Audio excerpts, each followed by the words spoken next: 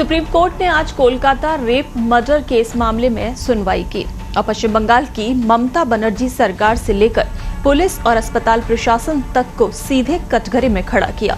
CJI D Y Chandrachud, justice जेबी पारदीवाला और justice Manoj Mishra की bench ने सुनवाई की लाइव स्ट्रीमिंग की और इस मामले में लेट लापरवाही और कवर अप पर जमकर फटकार लगाई। सुप्रीम कोर्ट ने केंद्रीय जांच एजेंसी सीबीआई से गुरुवार तक स्टेटस रिपोर्ट दाखिल करने के लिए कहा है। सुप्रीम कोर्ट का कहना था कि कार्यस्थल पर डॉक्टरों की सुरक्षा पर विचार करने के लिए नेशनल टास्क फोर्स का गठन किया जाएगा और टास्क फोर्स में डॉक्टर शामिल होंगे वो जो सुरक्षा सुनिश्चित करने के लिए पूरे देश में अपनाए जाने वाले तौर तरीकों से हमें अवगत करवाएंगे। तो आज सुप्रीम कोर्ट की सुनवाई के दौरान जो 10 बड़ी बातें निकलकर सामने आई हैं, आइए वो भी आपको बताते हैं। तो सुप्रीम कोर्ट ने जो 10 बड़ी टिप्पणी की है उसमें पहले कि सुप्रीम कोर्ट ने कहा कि हर बार बलात्कार और हत्या होने पर देश की अंतरात्मा नहीं जागनी चाहिए। सुप्रीम कोर्ट ने कहा दूसरी टिप्पणी में कि ये केवल भयावह घटना नहीं बल्कि पूरे भारत में डॉक्टरों की सुरक्षा की कमियों को उजागर करता है। तीसरी बड़ी बात, सीजेआई ने कहा कि हम अस्पतालों की सुरक्षा व्यवस्था को लेकर बेहद चिंतित हैं। कोर्ट ने कहा कि अगर महिलाएं काम पर नहीं जा सकती और सुरक्षित नहीं रह सकती तो हम उन्हें बुनियादी समानता से वंचित कर रहे हैं। वहीं सुनवाई की पांचवी बड़ी बात, पीड़िता की पहचान उजागर होने पर चिंता जताते हुए कोर्ट ने कहा कि ये बेहद चिंताजनक है। सीजेआई ने कहा कि प्रिंसिपल ने इसे आत्महत्या बताने की कोशिश की, माता पिता को शव देखने की इजाजत नहीं दी गई। सीजेआई ने पश्चिम बंगाल सरकार और हॉस्पिटल प्रशासन को फटकार लगाई, कहा एफआईआर देर से क्यों दर्ज हुई, हॉस्पिटल प्रशासन आखिर कर क्या रहा था। अस्पताल में हुई तोड़फोड़ पर सवाल उठाते हुए कोर्ट ने कहा कि पुलिस को घटनास्थल की सुरक्षा करनी चाहिए।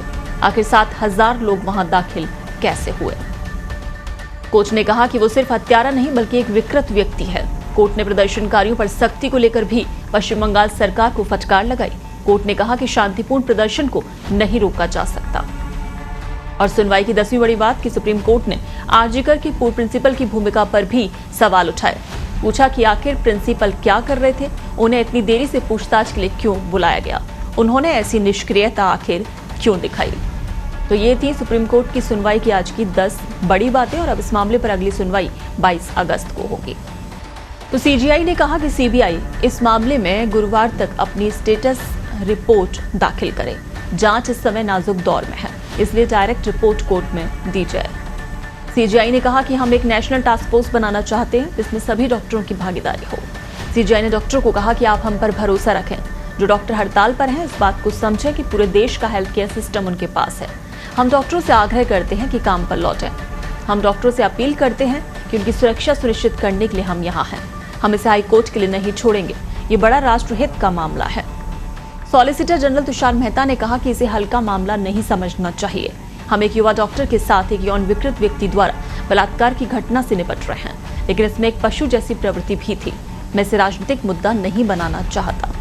माता पिता को 3 घंटे तक बेटी का शव देखने के लिए इंतजार करना पड़ा। पश्चिम बंगाल की ओर से वरिष्ठ वकील कपिल सिब्बल पेश हुए। नेशनल टास्क फोर्स का गठन भी कर दिया गया और 3 हफ्ते में अब रिपोर्ट मांगी गई है और ये टास्क फोर्स चिकित्सा पेशे से जुड़े लोगों की सुरक्षा सुनिश्चित करने के लिए अपनाए जाने वाले तौर तरीकों से अदालत को अवगत कराएगी।